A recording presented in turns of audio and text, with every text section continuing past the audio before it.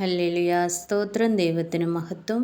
എല്ലാ ദൈവമക്കൾക്കും കർത്താവിൻ്റെ അതിപരിശുദ്ധമായ നാമത്തിൽ എൻ്റെ സ്നേഹവന്ദനം അറിയിക്കുന്നു. ഇന്ന് ഞാൻ വായിക്കാൻ പോകുന്നത് സങ്കീർത്തനം 23 എല്ലാവരും ശ്രദ്ധയോടെ കേൾക്കുക, അനുഗ്രഹം പ്രാപിക്കുക. യഹോവ എൻ്റെ ഇടയനാകുന്നു, എനിക്ക് മുട്ടുണ്ടാകുകയില്ല. പച്ചയായ പുൽപ്പുറങ്ങളിൽ അവൻ എന്നെ കിടത്തുന്നു, സ്വസ്ഥതയുള്ള വെള്ളത്തിനരികത്തേക്ക് എന്നെ നടത്തുന്നു. എൻ്റെ പ്രാണനെ അവൻ തണുപ്പിക്കുന്നു. തിരുനാമനിമിത്തം എന്നെ നീതിപാതകളിൽ നടത്തുന്നു. കൂരിരുട്ട് താഴ്വരെ കൂടി നടന്നാലും ഞാൻ ഒരനർത്ഥവും ഭയപ്പെടുകയില്ല. നീ എന്നോടുകൂടെ ഇരിക്കുന്നുവല്ലോ, നിന്റെ വടിയും കോലും എന്നെ ആശ്വസിപ്പിക്കുന്നു. എൻ്റെ ശത്രുക്കൾ കാണുകെ നീ എനിക്ക് വിരുന്നൊരുക്കുന്നു. എൻ്റെ തലയെ എണ്ണ കൊണ്ട് അഭിഷേകം ചെയ്യുന്നു. എൻ്റെ പാനപാത്രവും നിറഞ്ഞു കവിയുന്നു.